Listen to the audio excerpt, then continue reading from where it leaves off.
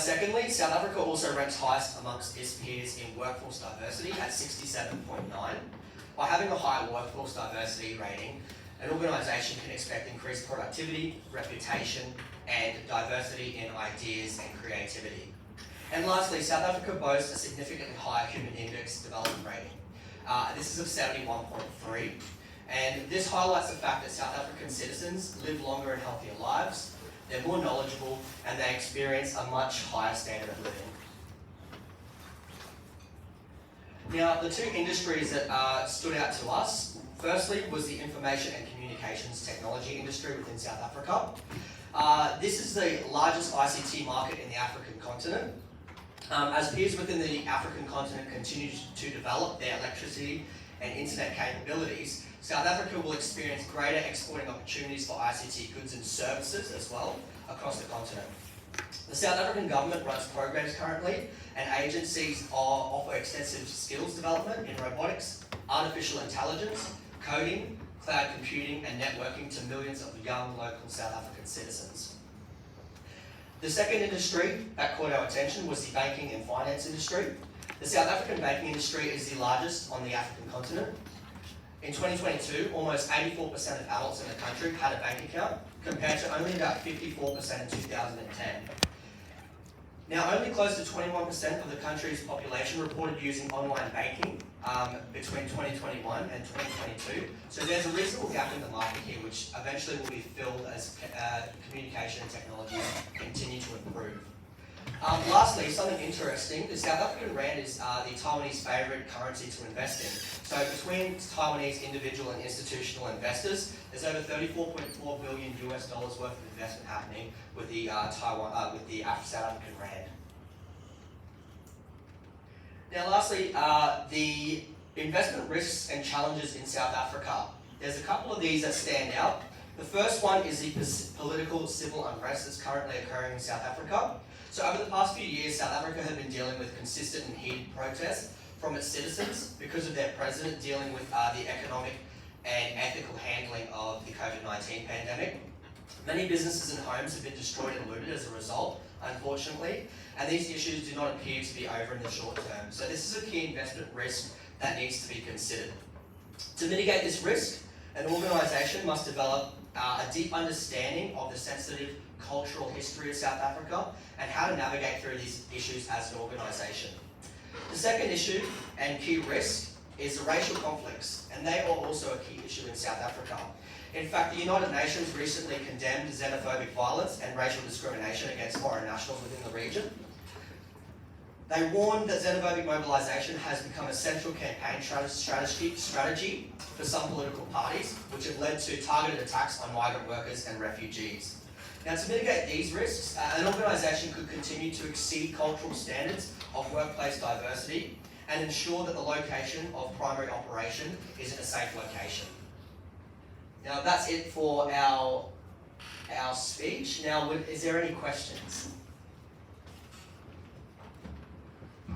Okay, any questions from class? No? Okay. Overall, I think it's very good presentations indeed. Okay. So I have two questions about the investment opportunity, because you suggested two different industries. One is ICT and the other is finance and banking, right? So have you ever heard about a fintech? Financial technology. It's actually the combination of these two industries, and kind of echoing what you suggested about maybe you could tap into online banking. So you certainly need a fintech. And I think this would be a very good opportunity for the Taiwanese investors because we have the capability to do so. And another question is probably much more related to your next presentation, is about the institutional or the infrastructure aspects. Whether or not the South Africa welcome foreign investments in these two industries, because from my understanding that most countries will control their banking and finance industry as highly regulated, and they will not quite welcome about foreign investors like that. But maybe there's an exception in South Africa. Okay, you can delve into this issue next presentation. Okay, thank you very much. Okay, so next group is group 7.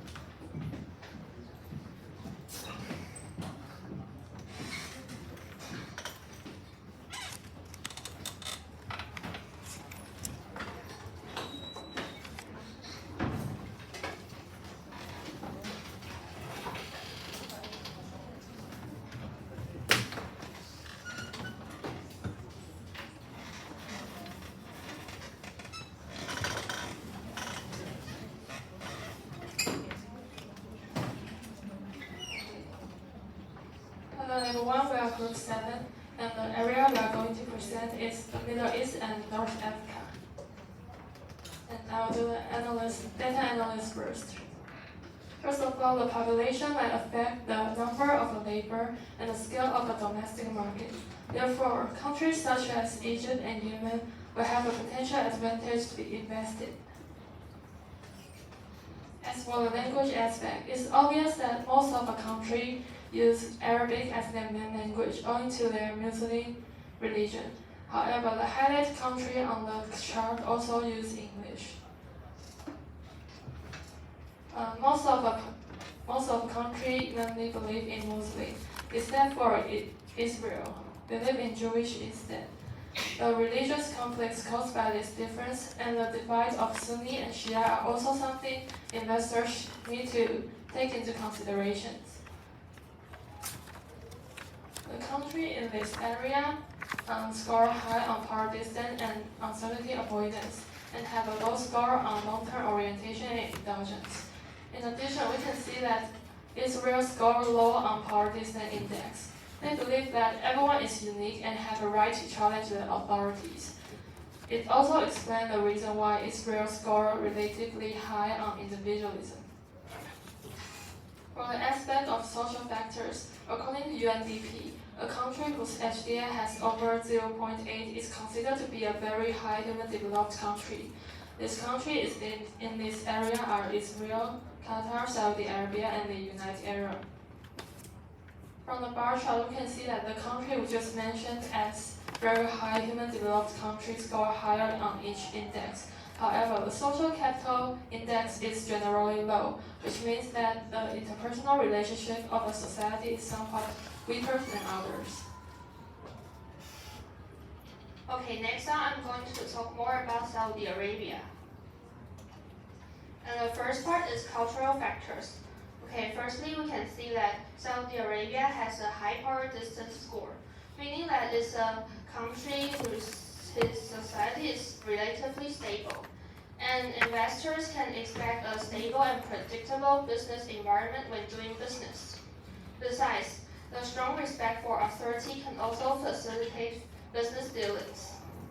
And secondly, Saudi Arabia has a low individualism score, meaning that its culture is quite united, and people values relationships and loyalty with their friends and family and community. And this may be beneficial for companies that operate in industries like tourism, which are closely tied to local communities. And lastly, we can see that Saudi Arabia scored low on long-term orientation, which means that it's a country that focuses on perseverance and traditional values. And this may be an advantage for businesses and investors that want to establish long-term opportunities and investments in the country. And the next part I'm going to talk about is social factors. Its HDI score is 0.875, which places it in a category of very high human development country. And next, Saudi Arabia has a high diversity of workforce. Its foreign workers account for about 1/3 of its total workforce. And the foreign employees may come from different countries such as Egypt and India. Some of the foreign workers work in highly skilled industries such as education and engineering. However, most of the foreign employees work in low-paying industries such as construction. And the last one is it is easy to find skilled employees in Saudi Arabia. Due to its high diversity of workforce, highly skilled foreign employees can be easily found. And in addition, Saudi Arabia government has been putting more emphasis on training and hiring its local employees. For example, the TVTC program provides vocational training in a range of industries. So overall, we think that Saudi Arabia is a country with full potential. And next on, we'll talk more about Saudi Arabia's opportunity. Okay, so for Saudi Arabian opportunity, we will be more focused on Vision 2030. So Vision 2030 is a roadmap to harness Saudi Arabia's potential and strength. As you can see here, there is 11 There are 11 ongoing future relationship programs, and the objective is to achieve 15% increase in private sector contribution to GDP and 5% increase in FDI's contribution to GDP by 2030. So after reviewing all of these relationship programs, we have concluded that the best sector to invest is the housing agency investment, referring to housing program, and also oil and fuel investment, referring to national industrial development and logistic program. For the housing program, this program was launched in 2018 to provide housing solution that enables Saudi families to own houses. So for this program, the government has established a housing company and Itnam Center, e-platform Sakani, and also partnered up with private sector in the housing industries. In 2020, they have achieved 30% of increase of house ownership, and their goals is to gain another 10% increase by 2030. But the potential risk in investing in real estate agencies is the changing of regulation, because Saudi Arabia has implemented several changes in housing policies that may affect the housing market. So for the oil and fuel industry investment, the National Industrial Development and Logistics Program was launched in 2019 to maximize the value of its mining and energy sectors. As you can see here, they have achieved a very big achievement. They made numerous contributions to their GDP and also gross export. So they also have commitment by the end of 2025, they want to increase local content for the oil and gas sectors to 70%. You also can see from this figure shows a significant growth of mining and quarrying revenue, which indicates a significant opportunity to invest in this industry. But the potential risk is about the price volatility of oil and fuel prices, because this price volatility refers to the fluctuations of prices that can affect the stock values. So, in conclusion, our team believes that Saudi Arabia is worth in investing in. This is the job allocation, and thank you for listening. Okay, thank you for the presentation. Any question from the class? You actually suggested the same country you did last time, right? Because last time you also recommended Saudi Arabia. My question is that you provided two investment opportunities. One is in real estate agency, kind of a services industry, and the other is the mining and fuel industry, right? So my question is how these two different opportunities are suggested. I mean, how such, because I didn't see that how you can draw the conclusion from your previous analysis, because this time we're going to do the cultural and social analysis, right?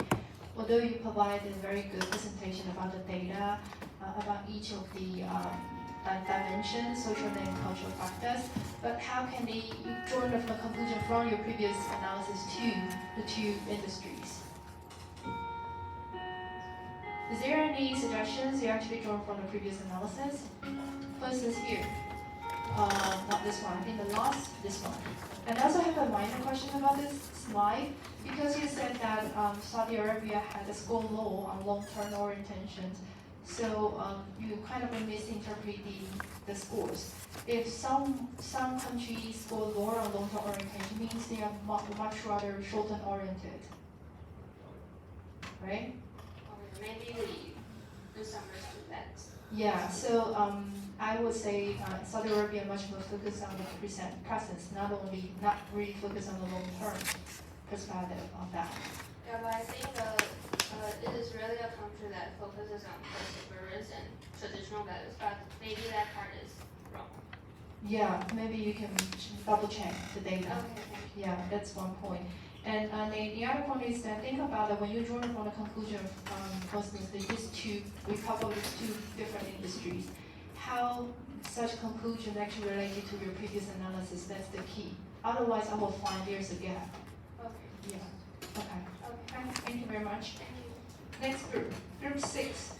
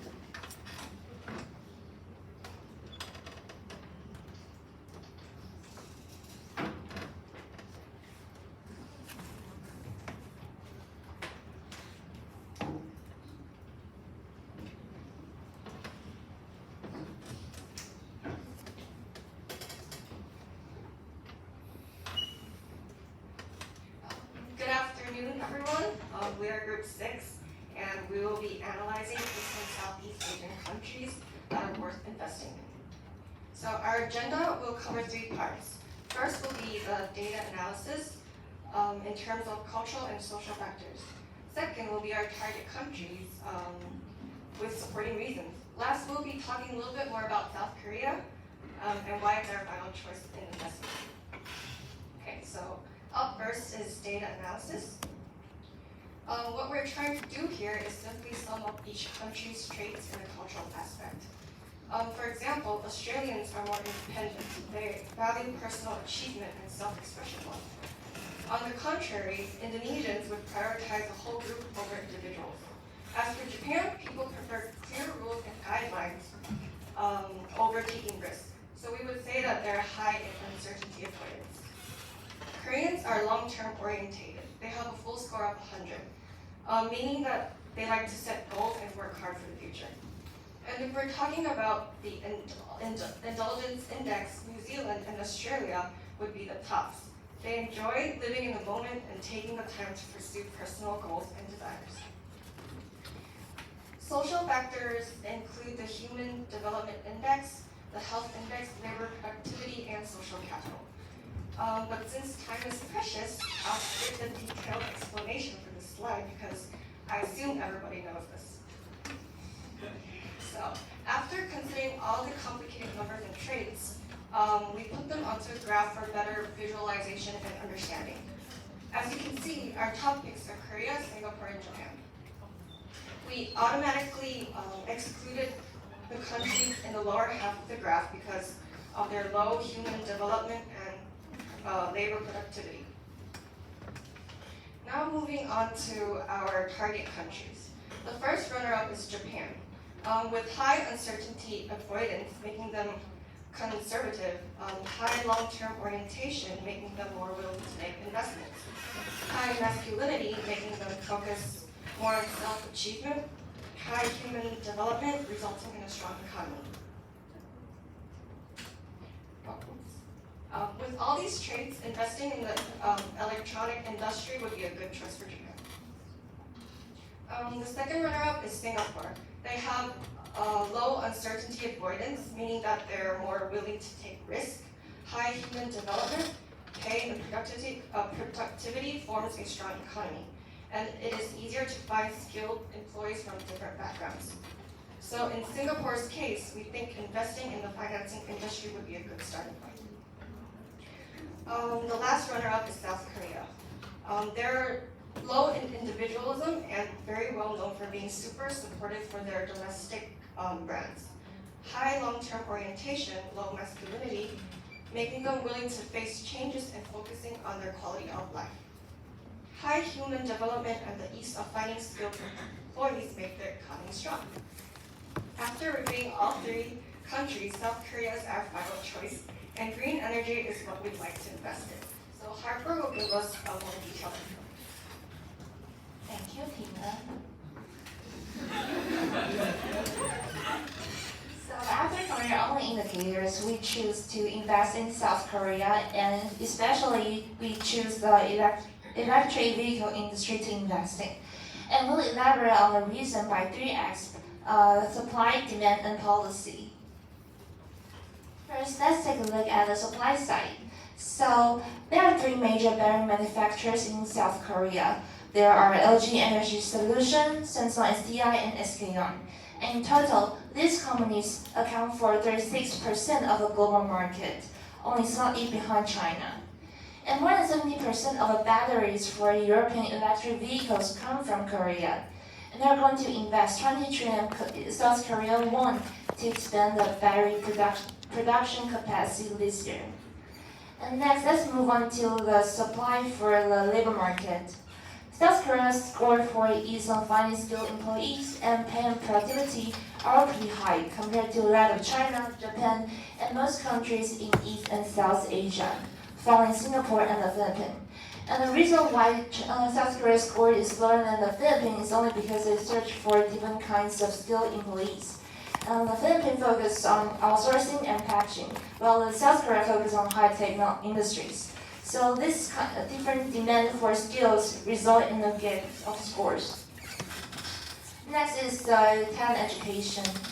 And among the top 10 universities in South Korea, there are 4 science and technology institutions, and they purposely cultivate talents for electronics and information industries. And such emphasis on education will give Korea the edge of the high-tech industries in the long run. And we'll move on to the demand side. Cultivism is an important national identity for South Korea, and they are very supportive of their own domestic brands. And the graph here is the number of electric vehicles models sold in South Korea in 2022. And the top 7 models are all from Korea, their own domestic brands, and dominated by Hyundai and Kia.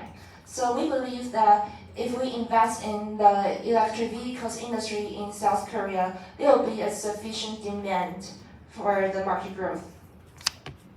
And we'll move on to the policy. First is the central government.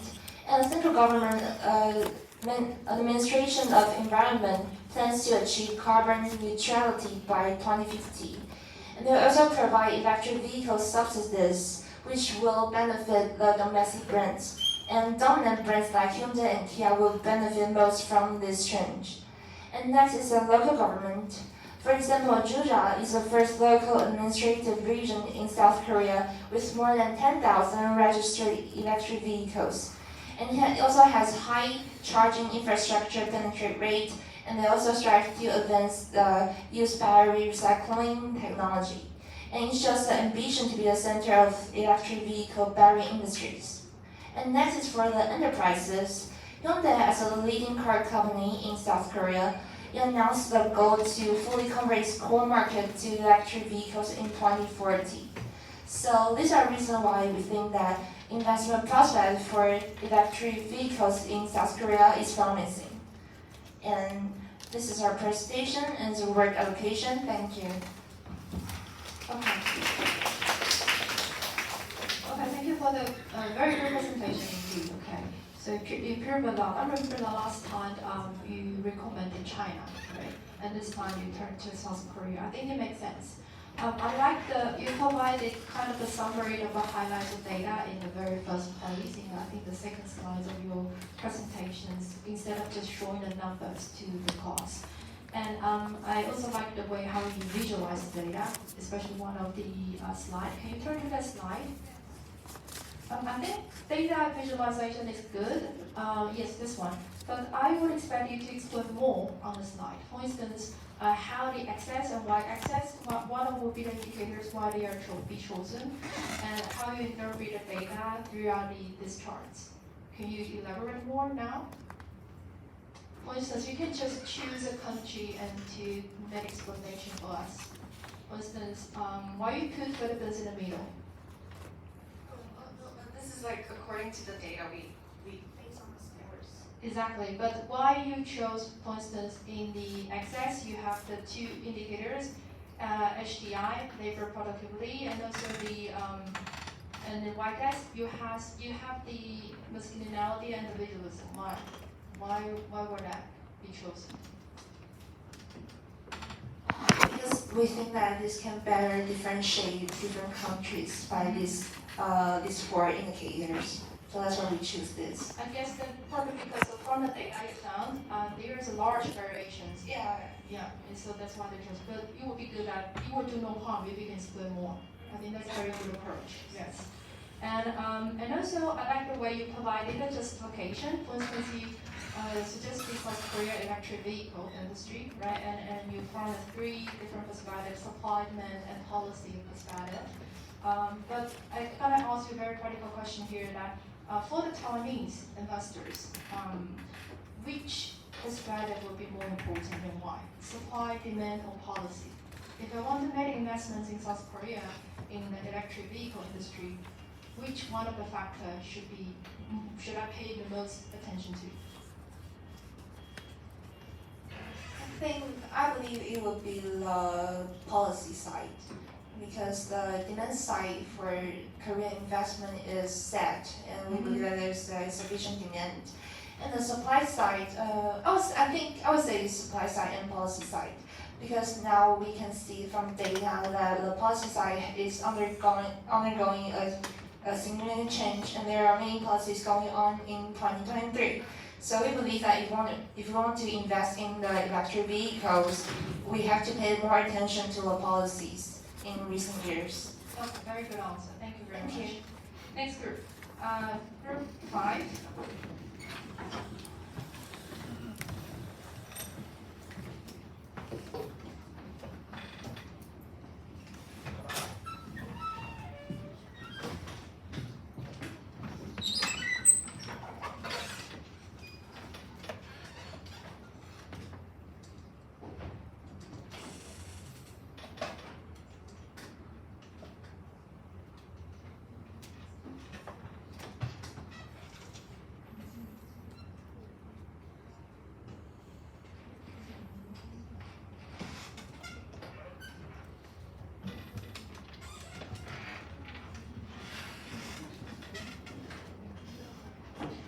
Okay, good afternoon. We are Group 5 and we're going to talk about Central and South Asia. And this is the agenda today. So first, we'll take a look at the general research. For Central Asia and cultural factors, that the region is a vast region that includes 5 former Soviet republics, and it is a significant influence. And the second one is nomadic, since the people there traditionally nomadic, so the lifestyle and culture has been greatly impacted. And the last one is Islam. Although Sunni Islam is the most widely practiced religion, there are also other significant religions such as Judaism and Christianity. In Central Asia, major factors affecting the social aspect are COVID-19 pandemic and the outbreak of war in Ukraine. These events put food security and healthy nutrition under enormous pressure, increasing cost of a healthy diet across the region. Nevertheless, situation seems to be under control. For example, majority of people, around 96%, still can afford a healthy diet, which is remarkable considering world average is only 56%. For South Asia and cultural factors, the first one is that this part is one of the most diverse parts of the world, with hundreds of languages, ethnic groups, and religions. And the second one is the Western influence, significantly influenced by the old British Empire. Patchwork of local cultural differences and variations can be easily seen. And last but not least is the religion. The religion is also a big deal in this part since there is a clear cultural distinction between Muslim countries and Buddhist countries. First major social factor is poverty. In South Asia, poverty rate is twice higher than world's average. Despite a robust annual GDP growth of 6 to 9% for this region in the last 5 years, hunger and malnutrition issues still remain, and the absence of secure livelihood in the region negatively affects the attainment of development goals. And also India is a major economy in the South Asia, accounting for 77% of the region GDP. Okay, so next let's take a look at the snapshot of data. Our best chosen country is India, and so for cultural factors, we can tell from the form that India has the most diverse languages, ethnic groups, and religions. And for the power distance, we can see that although Bhutan has the highest PDI of 94, India has a PDI of 77, which is much higher than the average world's PDI of 56.7. And last, let's take a look at the indulgence. Although Bangladesh has the lowest IND, but India also has a low IND of 26. Here you can see some statistics about main social factors in our region. You can see that almost all countries has quite low human development index, but India has the highest healthcare index, which is driven by the quality service demand. Also, India has the high ease of finding skilled workforce. And serious advantage is that there are a lot of English-speaking employees. So last, let's talk about our best chosen country, which is India. So why do we choose India? There are two main reasons. The first one is English proficiency. So the area languages, ethnic groups, and religions are quite complex. So what makes India the most investing-worthy country must be the English proficiency. Unlike other countries, English is the most important language in every aspect in India. For an investor, employees that speak fluent English will break the barrier and increase the communication efficiency. The second reason is the national character of India. With high PDI, indicates that it is more likely to acknowledge leaders' power. For an investor, it is a good sign since the investor is a leader.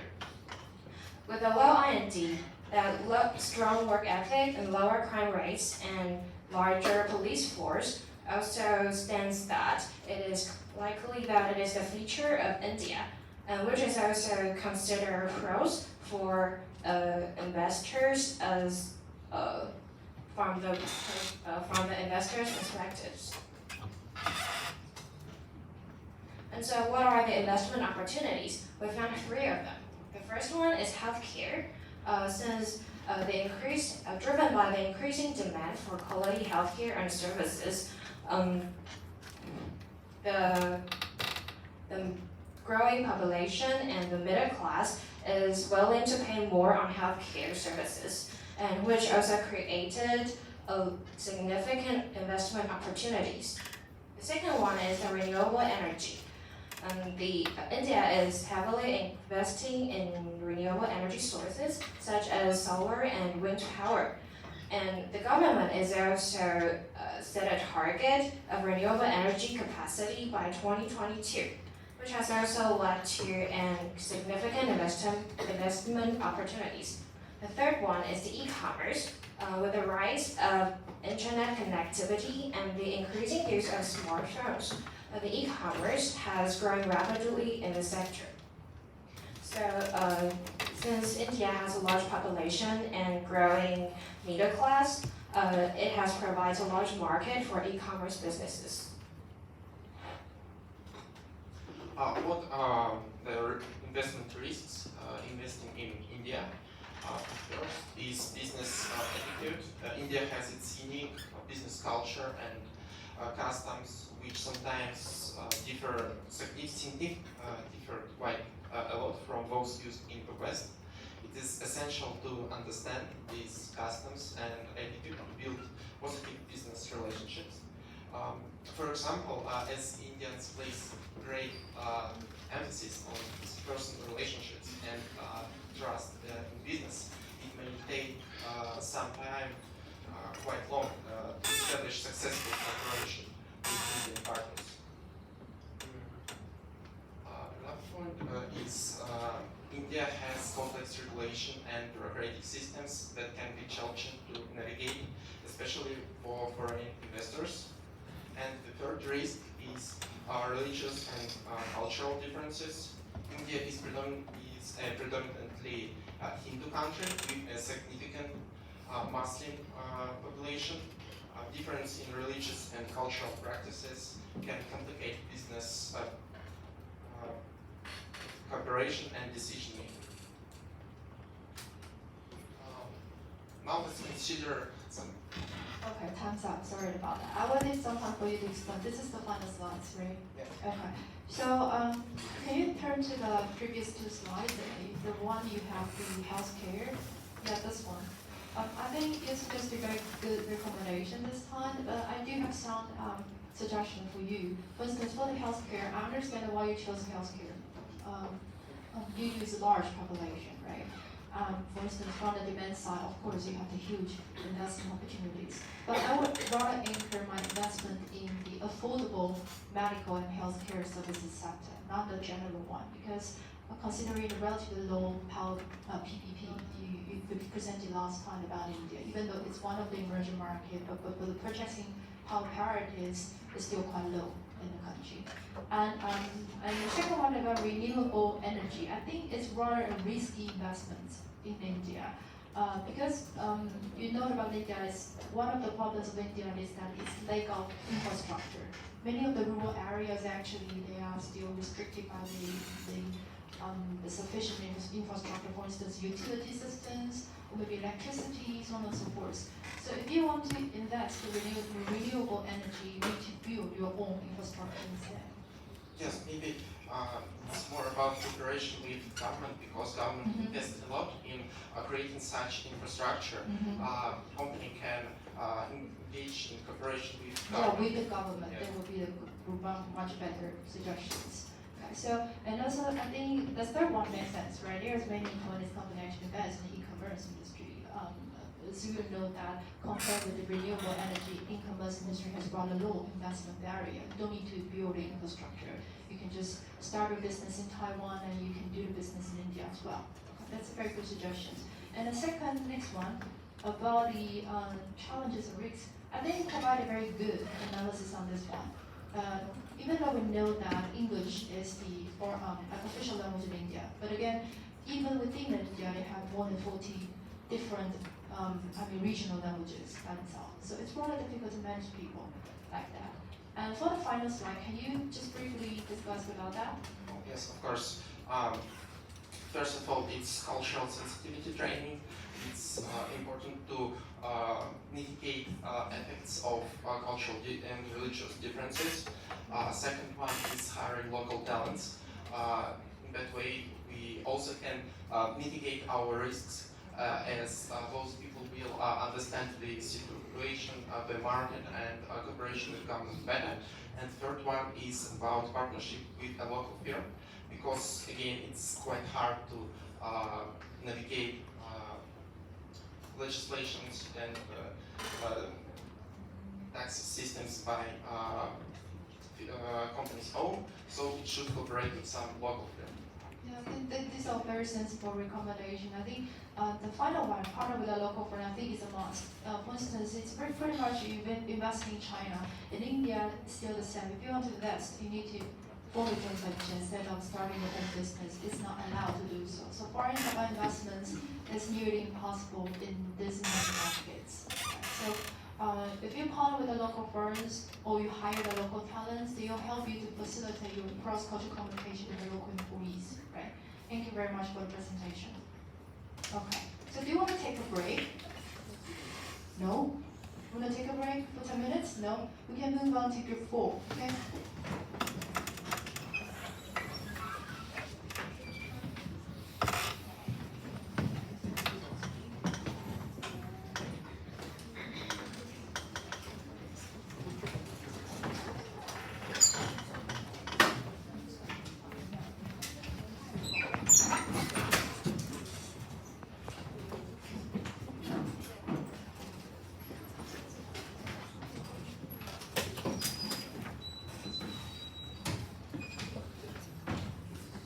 Hello everyone, we're a group 4 and we're going to present on South America, focusing on its culture and social factors. We'll start with an overview, then go through the data, and finally present details of Chile and our conclusion. The diversity of race and language here is the result of migration, colonization, and cultural exchange history. According to 2021 Hofstede Index, with relatively high average score of power distance and uncertainty avoidance, South American societies tend to rely on rules and procedures, and people are more likely to respect hierarchies. Its Human Development Index is higher than the world average, and is considered a high-level development in health, knowledge, and living standards.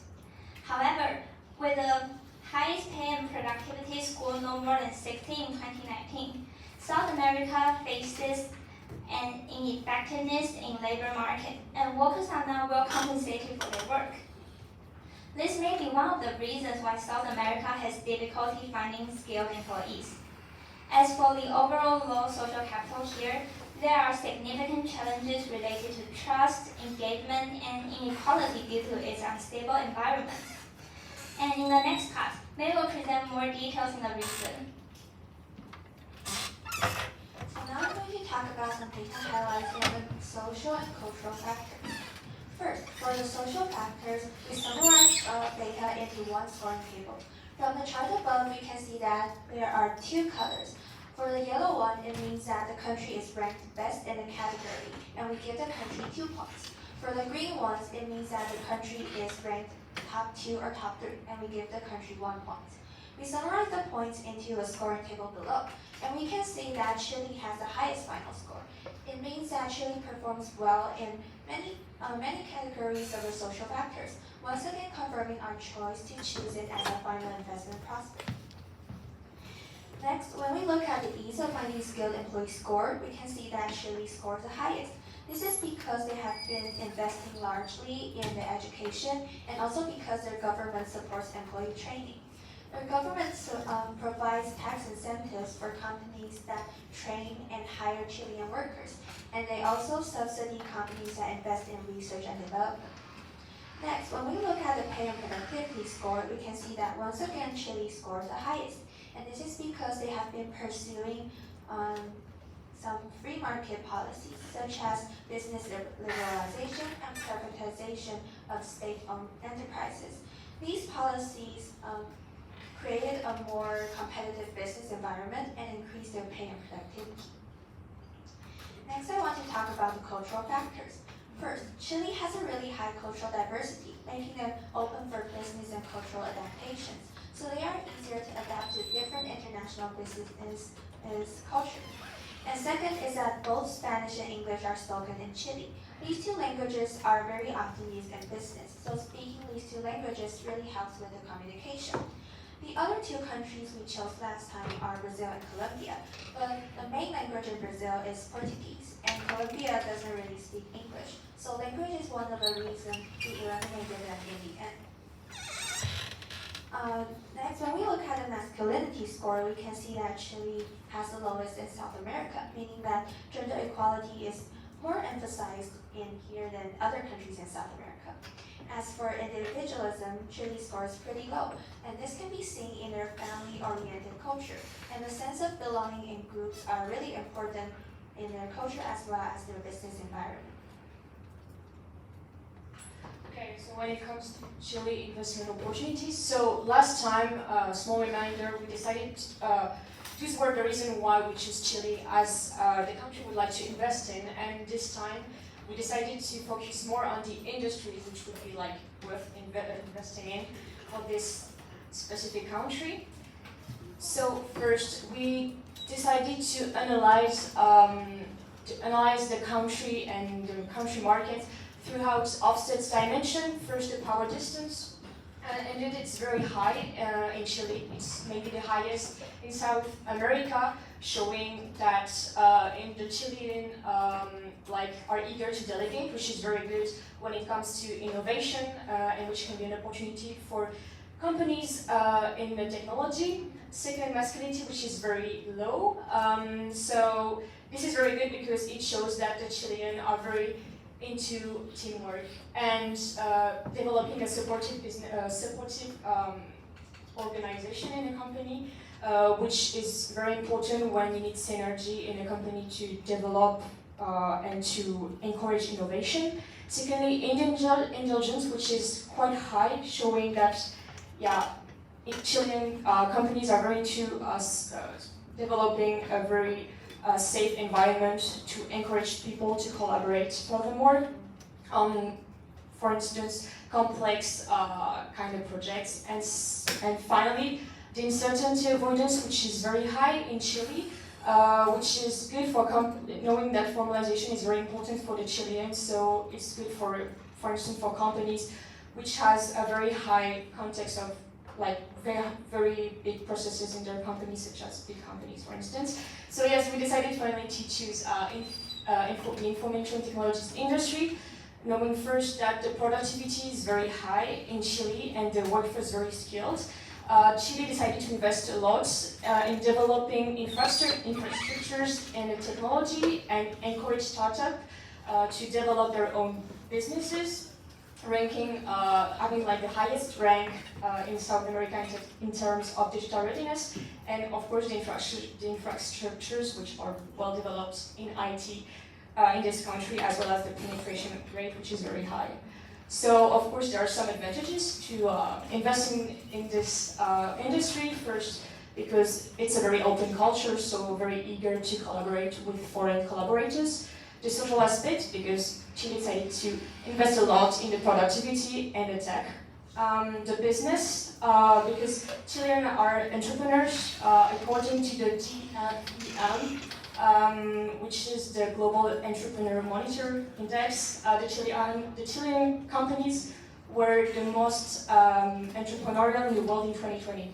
However, there are also some risks to face. The culture when it comes to time perception, it can be a problem that Western companies might deal with because the polychronic culture is way different than the monochronic one. So, for instance, Western cultures are very monochronic, which could be a problem here. The social aspect, because there are a lot of very skilled labor, but unfortunately the IT field is not the most developed for the moment, but the government is investing in this field. And finally, fraud, because even though this industry is very well developed in Chile, it means also that the scammers get more skilled with time as well, so we can be confronted to frauds. To conclude, so these are the different factors why we decided that the IT sector would be the best to invest in Chile. However, we proposed also some solutions to tackle the risks that we prevent. Time's up, but that's the final slide, right? I think you provided very clear information on the slide, so you don't need to do the presentation now. But I have to say that your presentation is the best so far. Okay, so because you provided very clear analysis of the data, and important things that you actually use the scoring system, right? You give the different scores in different indicators. And I only have a minor suggestion about that. Perhaps next time you can try to adopt the weighting approach for the chosen indicator. For instance, you can prioritize the importance of the indicators. Some indicators you can give more scores, and some indicators were much more minor. You can give them the small scores, or maybe you can classify the different indicator into the positive or negative impact. So for the positive indicator, you can give them the plus scores, and for the negative, of course, the minus scores, and you can better find out what would be the best target market. Yeah, we initially wanted to do that, but we thought it might be quite hard to explain it, so we decided to go with a very easy kind of scoring system. But next time probably you can use this kind of advanced approach. You can just put explanation in a very small, maybe the text in the text on the presentation slides, and then everybody can do the analysis by themselves. But you can easily identify which one is the best. Okay, and also I like the final slide, the previous slide, that you actually give a kind of a brief summary about why Chile was chosen, right? From the bright side and from the dark side. And of course you have some solutions by the end. I think that's a very good presentation indeed. Thank you very much. Let's move on to the next group, group 3.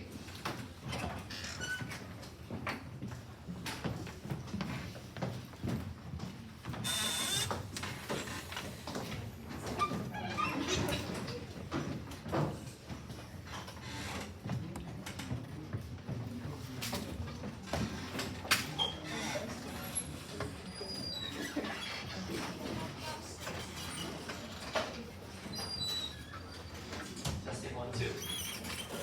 Alright, hello everyone. So, for group 3, looking at Caribbean and Central America.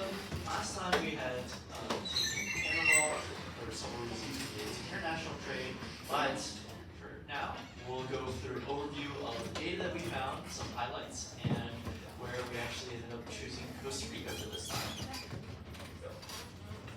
Alright, so here's a snapshot of data from various countries in the region, and let's begin with population data. Mexico has the largest population of almost 130 million, while Belize has the smallest. And moving on to the ethnic groups, Costa Rica has the most with 7 different groups.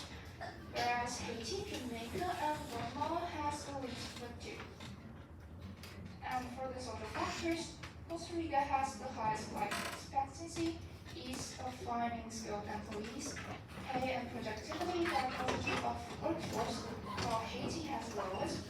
And Costa Rica also has the highest social capital, while Mexico has the lowest. And moving on to the product and industry, we see that Mexico has the highest value in indulgence, Panama and Honduras on power distance, Jamaica on masculinity, and El Salvador, Guatemala, and Costa Rica has the highest value on uncertainty avoidance. And next, we can see that Costa Rica has the highest human development index and the lowest healthcare index, which makes it the highest healthcare index ranking. And when it comes to language, some countries have Spanish as their official language, while 4 countries have English on the list. Now let's highlight some key takeaways. In most countries, the Latino group is the dominant race, but in Haiti and Jamaica, 1.9% of the population is black. Except for Haiti, Jamaica, and Belize, all other countries have Spanish as their official language. And moving on to the Hofstede's cultural dimensions interpretation, Guatemala and Panama sticks to hierarchical structures, strong collectivist tendencies, entrenched traditional practices, and resistance to innovation. On the other hand, Jamaica is known for having a balanced approach towards independence and collectivism. Of the high human development countries, Costa Rica has the highest human development index with a high adult literacy rate of nearly 98%. Panama ranks second as the highest earning country in the region. Costa Rica also has the highest healthcare index ranking between the healthcare system, emphasizing preventive care. Panama comes second with the advanced healthcare infrastructure and development of high-quality healthcare services. When it comes to a competent workforce and social capital, Costa Rica has the greatest ease of finding skilled employees, highlighting the bilingual labor force. Haiti has the lowest due to the low education level and the literacy rate of its workforce. Costa Rica also has the highest social capital with the tradition of democracy. Mexico has the lowest due to the drug and smuggling industry that result in significant casualties from the ongoing war. And the problem of collusion between the government and businesses is widespread as well.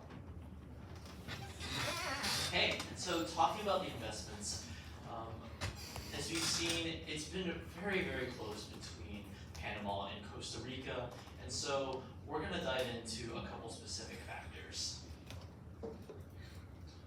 First, we mentioned the skilled employees. Relatively in comparison, they have a more comprehensive vocational training program and easy access to visas to bring in employees to be working there.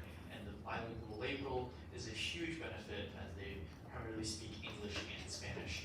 Additionally, they have a vastly diversified workforce with a wide range of competencies within the IT sector as well as manufacturing and medical technology. So in terms of the social aspects, they have some social components that are actually relatively lax. So for them, they have a more casual environment. Yes, they have some people that may be coming in slightly late, but overall they are an efficient group, especially in comparison to a lot of Latin America, which has siestas and may not be as punctual. And as the longest standing democracy in the region, they have some of the best strengths in ensuring a stable workplace environment and good business.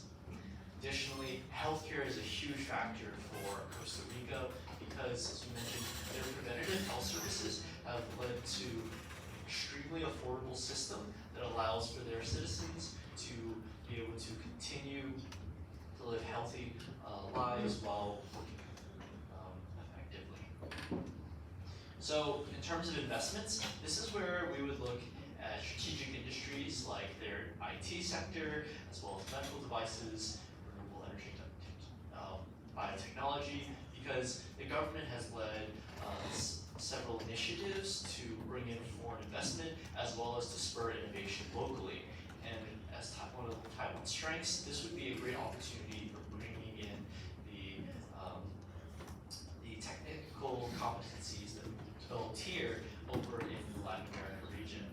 So traditional manufacturing is another industry that has a good amount of benefit as a good pathway into the rest of the region for plastics, food processing, bicycle, motorcycle assembly, paper products, multiple companies.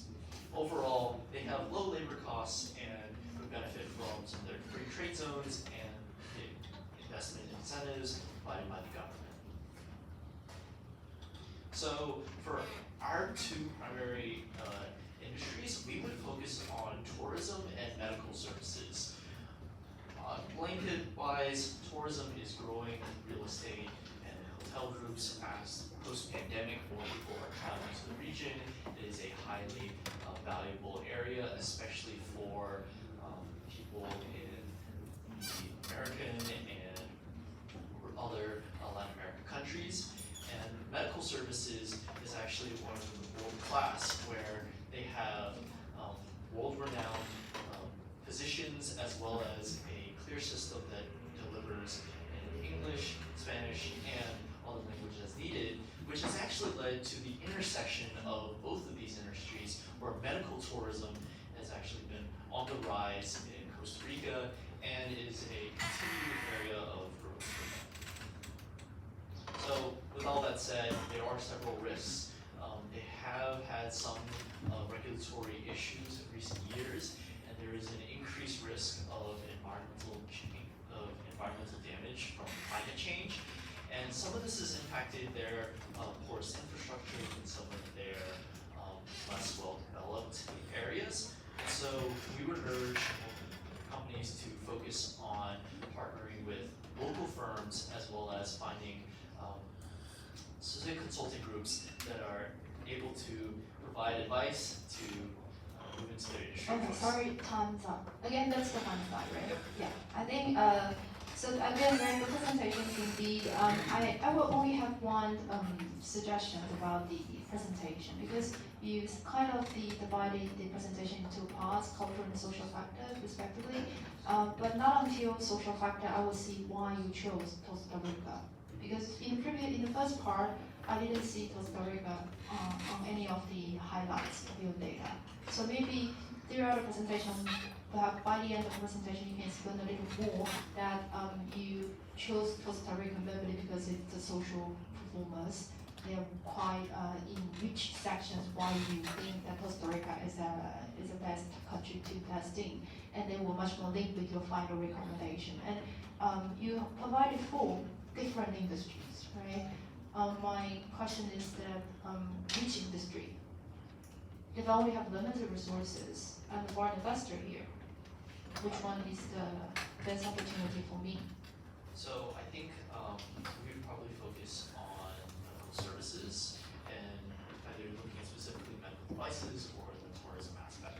Yeah, that's much more related to your social analysis, right? I think this will make sense. Thank you very much. All right, thank you. Let's move on to group 2.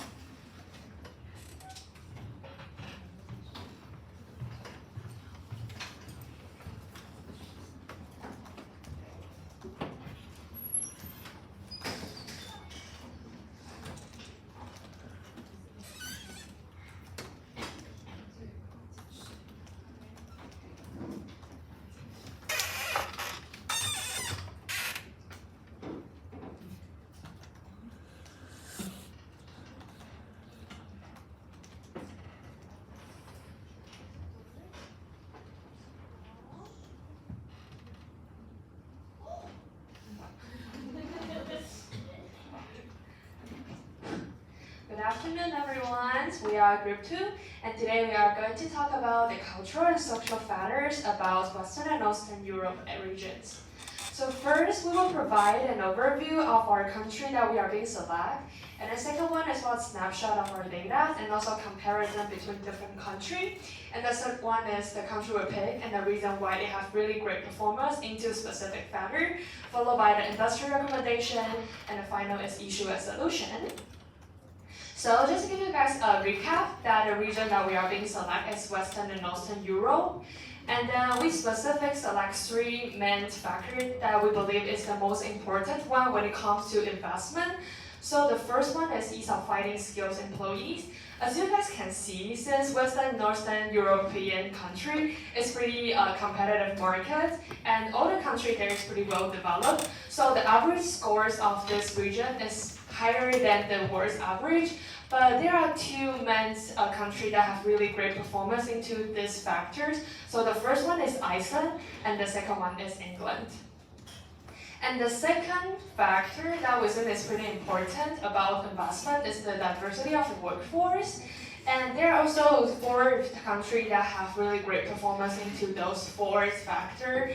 The first one is Luxembourg, followed by UK, Germany, and Netherlands. And the final factor is social capitals. Again, the average score of this region is a lot higher than the world's average, but there are 3 main countries that perform the wellest among the others. And the first one is against Iceland, Sweden, and then followed by the final one is UK. So in general, we believe that UK is our top choice when it comes to investments because it has a really balanced performance into those 3 factors. Although it didn't score the top one in any of this, but it is in the top 3 list in every factor that we believe is important. Unlike Iceland, it performs pretty well in 2 of them and performs badly in the other one. So let's further dive into the reasons why England have really great performance into those 3 factors.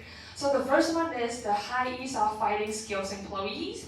There are 3 major reasons that contribute to the great performance. The first one is well-developed education and training systems that help to develop a skills workforce, and this ensures a really stated supply of skilled workers in business. So you can provide such as vocational training programs, apprenticeships, and higher education institutions that allows international students to study in the UK. And the second one is about their immigration policies, allow skilled workers around the world to work in UK. Okay, and the third one is the strong business networks that help to connect employers and the potential employees. So this include industry associations, recruitment agency, and online job board, which makes it easier for business to find skilled workers. Besides that, UK government also provide a range of support service to business, including a guidance and advice on the startup, and also the access of funding and finance and help with exporting goods or service. And the second factor is the high diversity of workforce. There are all those 3 major reasons that contribute to the great performance of the England. So the first one is the long history of immigration. England have a really long history of immigration. This has resulted in a really diverse populations with a range of ethnic and cultural backgrounds. And the second one is diversity and inclusion initiative. In England have implements diversities and initiatives to attract and retain diverse workforce. This initiative may include targets campaign and monitoring and supporting program for the underrepresented groups, and also cultural awareness training program for the employees. And the third one, the UK position as a global economic hub actually can attract a lot of talents from around the world. Okay, so the third reason is the high social capital, which we also deem as one of the greatest advantage of the UK. So to begin with, the UK has a pretty long history and a lot of great traditions in the country, and that have fostered strong social bonds among its people. And this kind of feature also helped to create a sense of shared identity and trust among their population. On top of that, the UK also has a pretty vibrant civil society, with many communication organizations, charities, and voluntary associations in the country that provide opportunities for people to come together, engage together, and within the shared activities. So this is one of the reasons in the social capital. Moreover, the UK's multiculturalism is also one of the greatest advantage. Since UK is a really diverse society with a mix of different cultures and backgrounds, which has led to the development of a tolerant and accepting diversity. So this has fostered a sense of inclusivity and social cohesion. Last but not least is their strong public institutions such as the National Health Service or like the welfare state also provide social services and support to their population.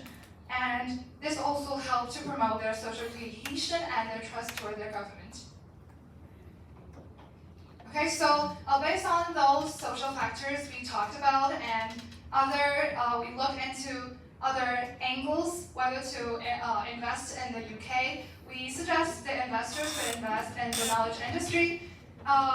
Since it's like technology such as IoT, artificial intelligence, or the automation are already boosting their productivity, we think that there is a great potential for such industry to accelerate. So basically however, these technologies should be invested in a great scale and implementing in a great way for these industry to grow.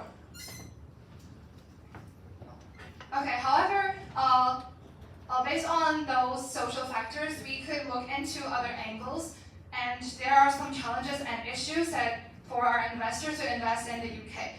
First of all is that the UK market is actually already fully invested. So the market is pretty competitive and is quite popular with all of the foreign investments. So this is one of the big concerns for our investors. The second big issue is the Brexit process. Actually, the Brexit process is one of the main reasons that our investors should be concerned about. Since like the business in the UK, we have increasing costs for our investors to trade with the EU. So this is other pretty important issue that our investors should concern about. Okay, so last of all, according to our challenges, we have come up with 2 different solutions for investors to invest here and have other great opportunities, or we could just focusing on our domestic market. So first of all, though there are different new rules, but it also means there are different opportunities for us. Sorry to interrupt you. So again, that's the final slide, right? So you talk about this stuff from the very beginning. You chose England, right? But England is not equal to UK. Okay, UK is consisted of 4 kingdoms: England, Scotland, Wales, and Northern Ireland, right? So you can probably use the terminology. So I can understand why UK was chosen because it met out the top spots in all the lists you provided, right? We can find UKs everywhere.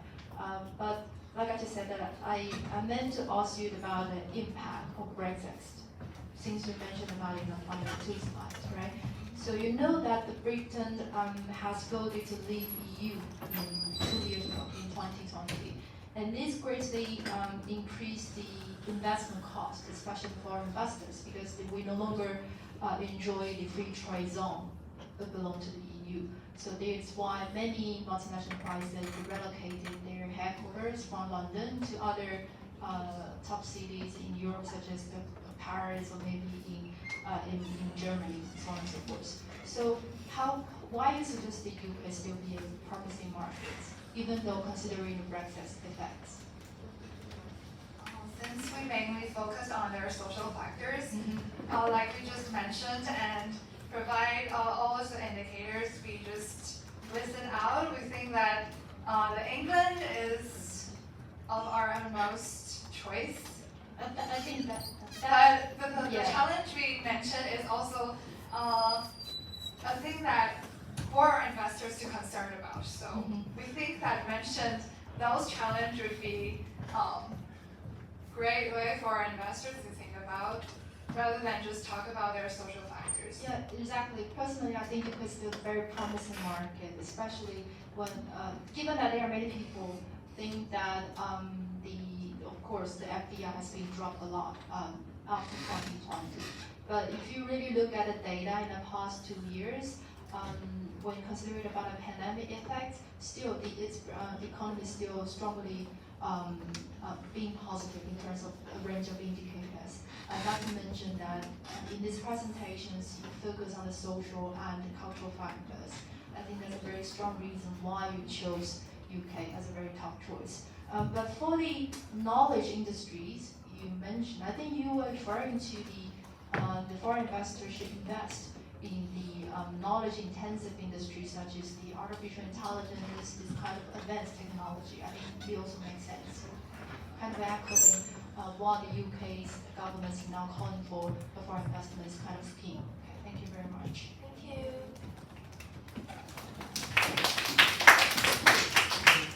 And let's move on to the final group, group 1.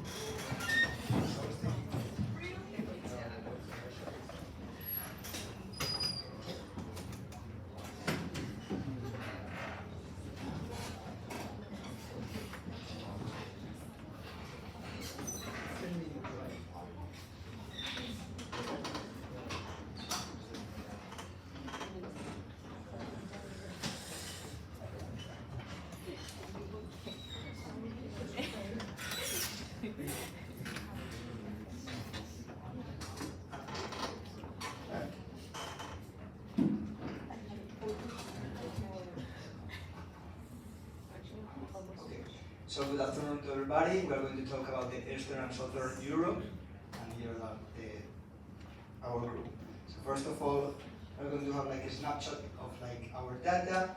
This is like all the information that we take it. We have like another slide, but first of all, we can see like the Human Development Index, healthcare index, healthy life expectancy that we will like talk later, but it's like a little bit similar. Otherwise, like years of finding skilled employees, pay and productivity, diversity of workforce, and social capital. And on the other hand, we have like the country, the population, the ethnicity group, the language, religions, and other information that we will talk about now. Okay, so highlights of the data. As we can see, like in general, they have like a super good human development index. They are in Europe, like they are inside the European Union. Much of them also, Turkey is not inside the European Union, but it has also a good quality of life, a good economy. But we can like detect two anomalies, that it's Ukraine and Bulgaria. So these two countries, they don't have like, it's not so bad, but it's not like, we cannot like put in a good way.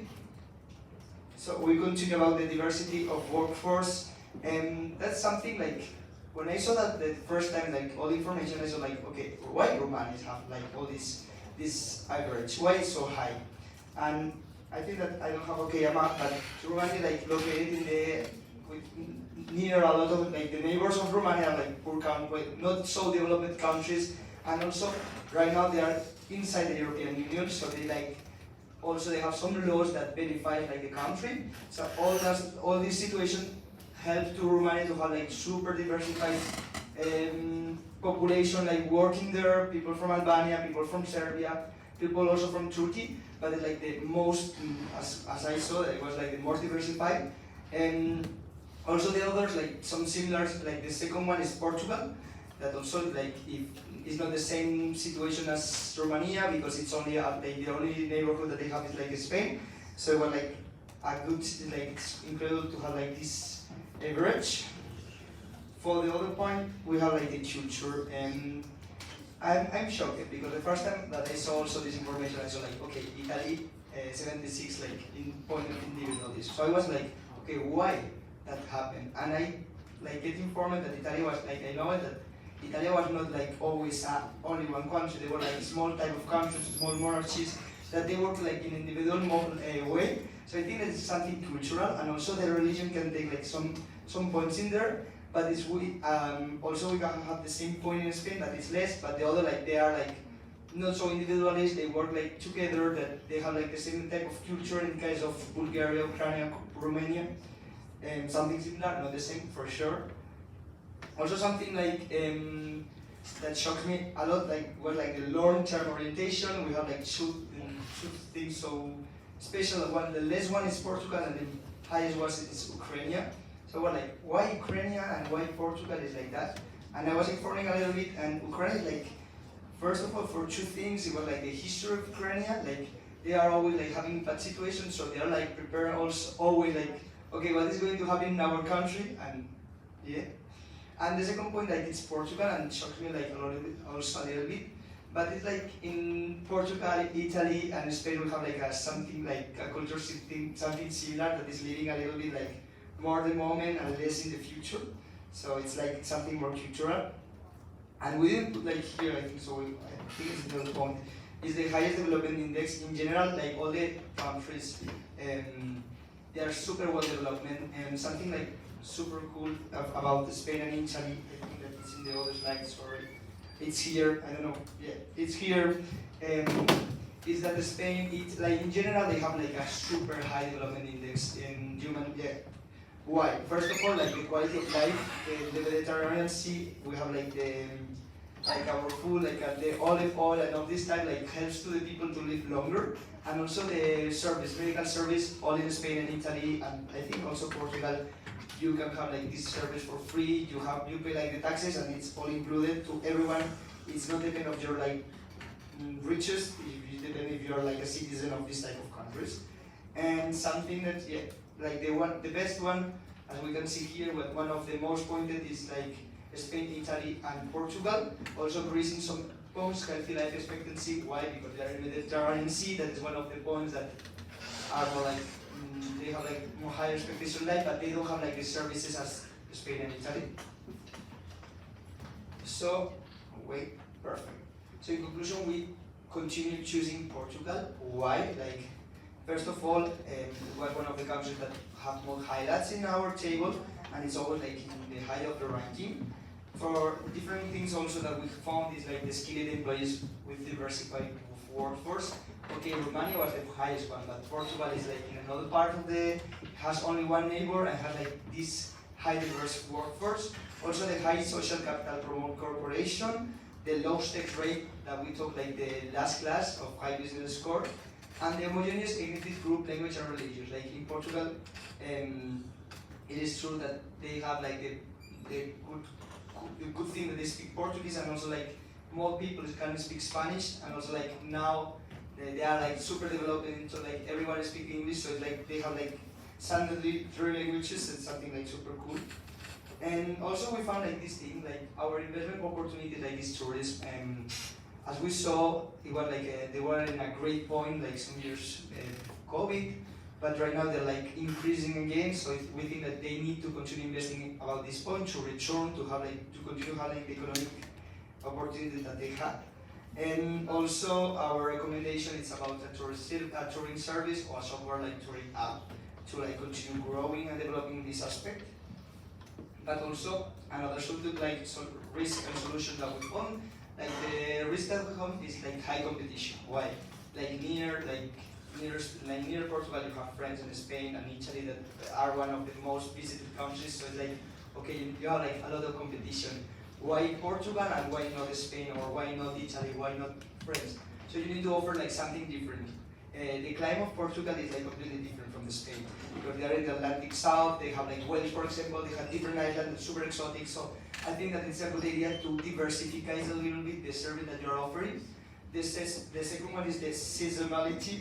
It's true that always the tourists in Europe arrives in summer, because all the people from Northern Europe come there to like use the good weather. But I think also it's a good opportunity because in the Iberian Peninsula we have always like a good weather, so it's like, okay, why not offer like different package for different type of people in different times. The third one is a high uncertainty avoidance, so provide detailed program and understand business customs, like it's also one of our points. And fourth is the complex regulation, that's true. So our proposition is like hire local law expert to tackle with those problems and to manage all this type of structure. So that's all. Thank you very much.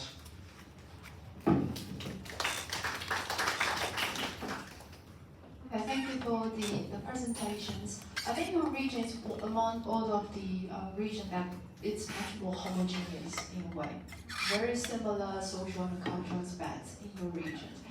Especially if you look at the data from the social parts, I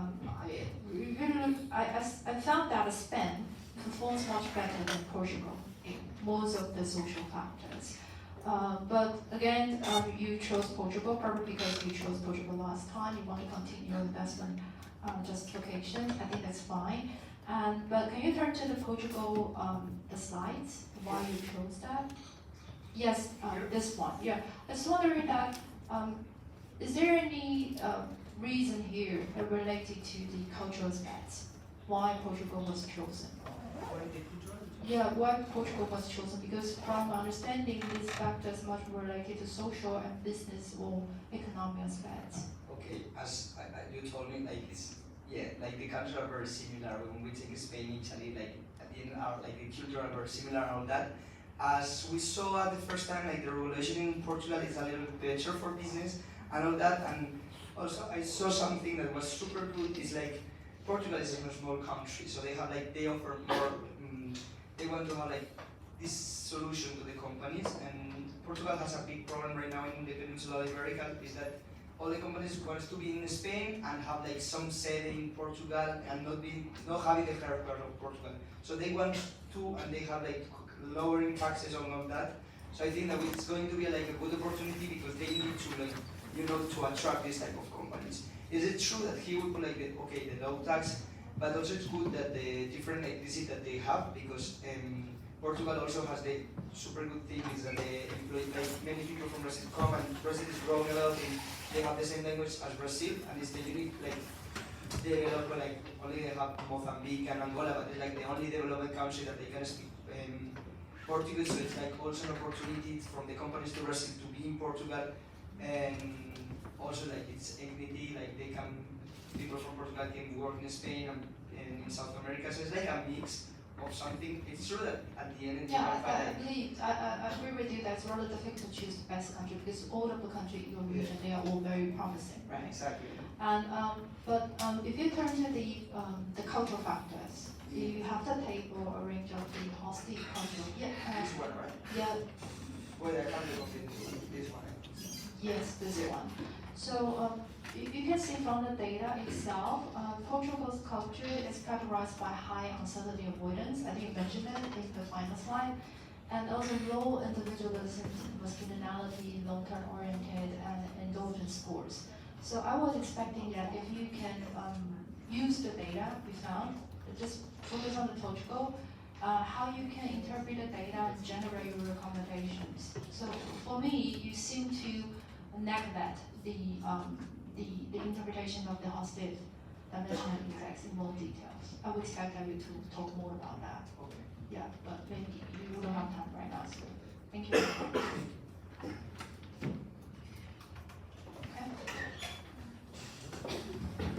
Okay, so we'll finish all the presentations today, and next week we will have a lecture. Yes, right? So we're gonna cover another phase of the differences across the international market. It will be on institutional factors. Okay. So again, once you all finish the pre-presentation and global database, you as a group will receive the written feedback from me. Okay. Including your each individual marks and also my detailed feedback on all of your presentations. Okay. Thank you for your presentation.